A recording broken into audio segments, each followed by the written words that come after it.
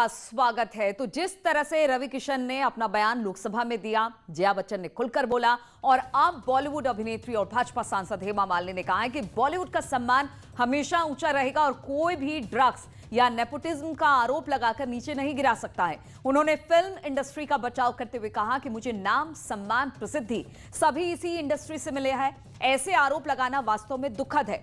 उन्होंने कहा कि हालांकि ऐसे कुछ मामले भी सामने आए हैं तो इसका मतलब ये नहीं कि पूरी इंडस्ट्री खराब है।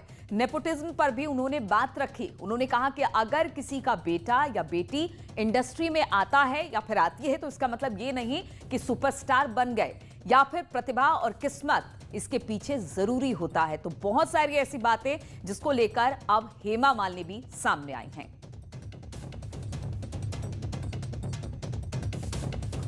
और इसी पर बातचीत करने के लिए दिल्ली से विनीत हमारे साथ जुड़े हैं। विनीत, पहले रवि किशन, उसके बाद जया बच्चन और अब हेमा मालिनी भी इस पर अपनी बात रखती दिखाई दे रही हैं और वो कह रही हैं कि बॉलीवुड का नाम घसीटना पूरे ड्रग्स मामले में ये नहीं करना चाहिए।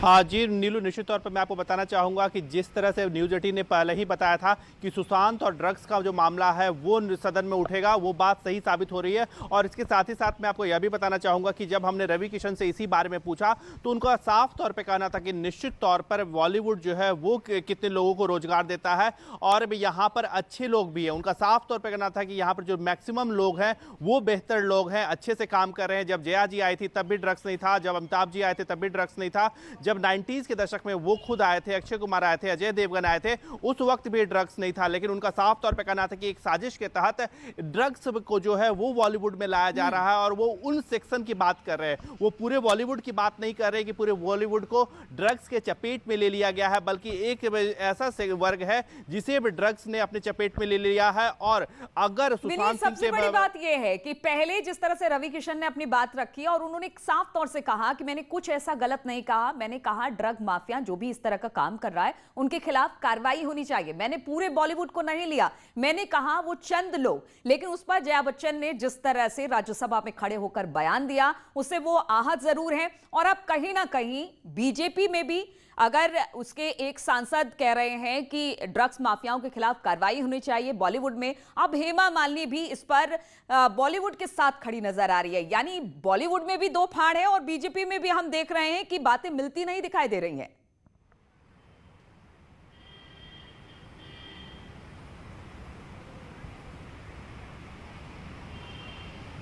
जी निश्चित तौर पर यहाँ पर अगर हम हेमा मालिनी के बयान को देखें तो कहीं ना कहीं वो जया बच्चन के साथ है। लेकिन एक बात यहाँ पर यह भी समझनी चाहिए कि उन्होंने यह कभी नहीं कहा कि बॉलीवुड में ड्रग्स नहीं है। साथ ही साथ हेमा मालिनी ने यह भी, अगर उनके बयान को यह देखें तो सिर्फ बॉलीवुड के ड्रग्स की चर्चा नहीं होनी चाहिए बल्कि पूरे ड्रग्स इंडस्ट्री के बारे में चर्चा होनी चाहिए। तो इस बहस को वो व्यापक बनाना चाहती हैं। कहीं निश्चित तौर पर उनका जो बयान है वो जया बच्चन के बयान को समर्थन दे रहा है, लेकिन कहीं ना कहीं इसे हम यह भी नहीं कह सकते कि वो रवि किशन के बयान को काट रही है, क्योंकि उन्होंने साफ तौर पे कहा कि सिर्फ बॉलीवुड के ड्रग्स की बात क्यों हो, बल्कि पूरे ड्रग्स इंडस्ट्री के बारे में बात हो कि ड्रग्स कैसे युवाओं को खोखला कर रहा है। तो कहीं ना कहीं वो रवि किशन के बयान के साथ तो नहीं खड़ी हो रही है, लेकिन उसके विरोध में भी नहीं हो रही है। तो निश्चित तौर पर वो भी यह चाहती है कि पूरे ड्रग्स के बारे में बात हो। एक बात जो एक चिंता जो हेमा मालिनी के बयान से हमें देखने को मिल रहा है कि कहीं ना कहीं बॉलीवुड की जो इमेज है वो खराब ना हो, उसको लेकर बिल्कुल विनीत, तो कहा जा सकता है हेमा मालिनी ने यह जरूर कहा है कि बॉलीवुड की इमेज को खराब करने की कोशिश की जा रही है। बॉलीवुड ऐसा नहीं है। हाँ, कुछ लोग ऐसे जरूर हैं